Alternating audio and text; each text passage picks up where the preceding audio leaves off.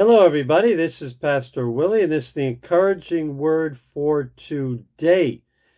Sometimes we read verses in the Bible, and when we first read them, we shake our heads and we say, "That I don't understand that," or "That doesn't make sense." It goes against our baseline belief of what we understand the way the world should work.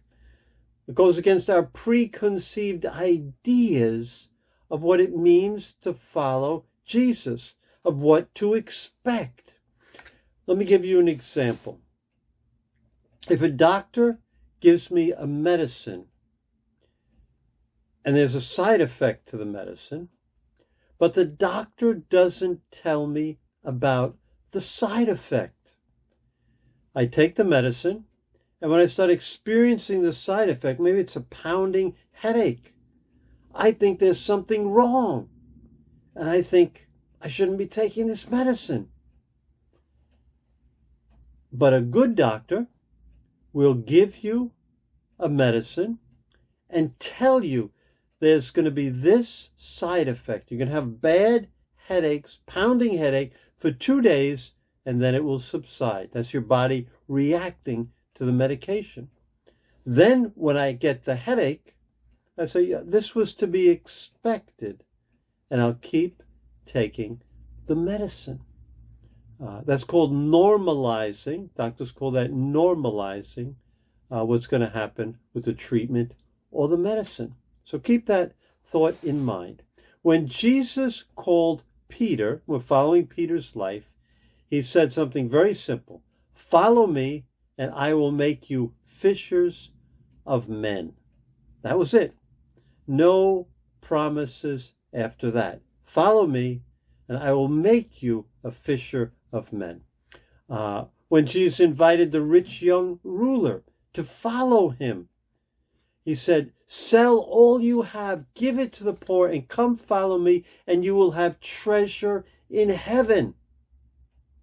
The rich young ruler was not willing to do that. The only promise was, follow me, and you'll have treasure in heaven. So to become a fisher of men, you'll have treasure in heaven.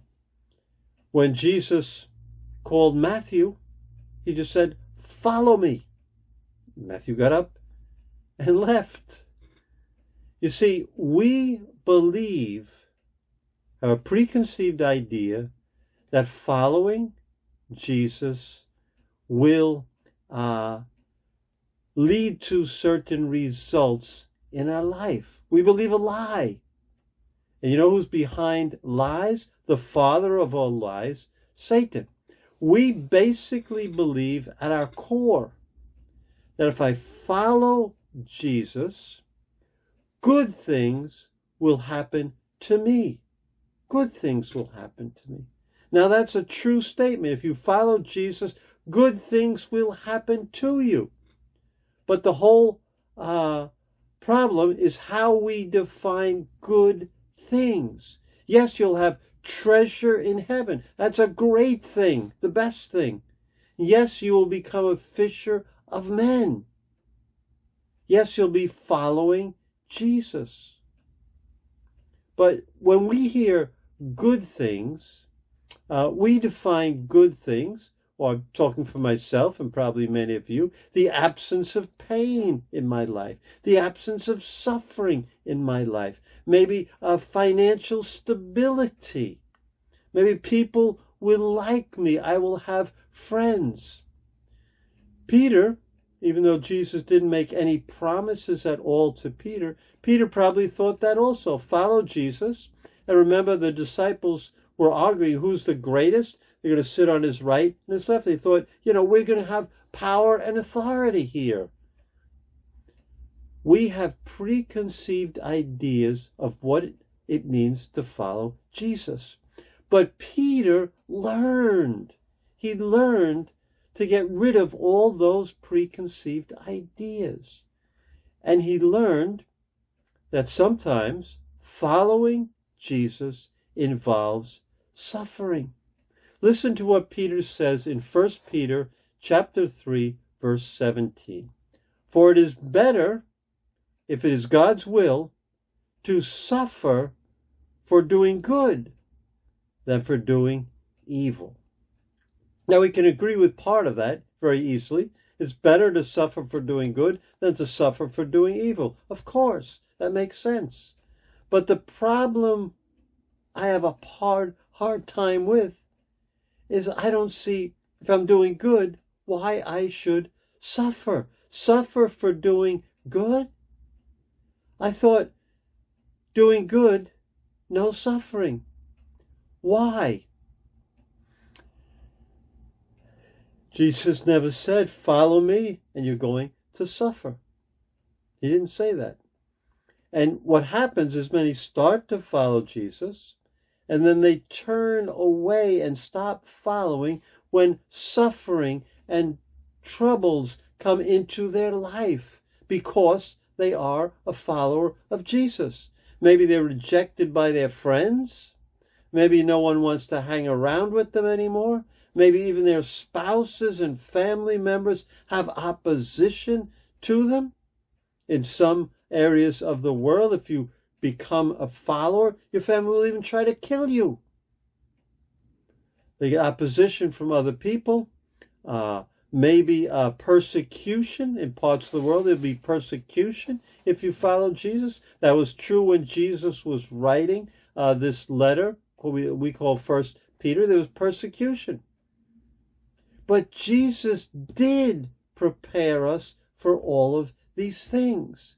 In Jesus' first teaching, one of the first lessons found in Matthew 5, verse 10, Jesus said, "Blessed are those who are persecuted for righteousness' sake, for theirs is the kingdom of heaven." And we have the example of Jesus. Jesus went around doing good, and he was crucified for it.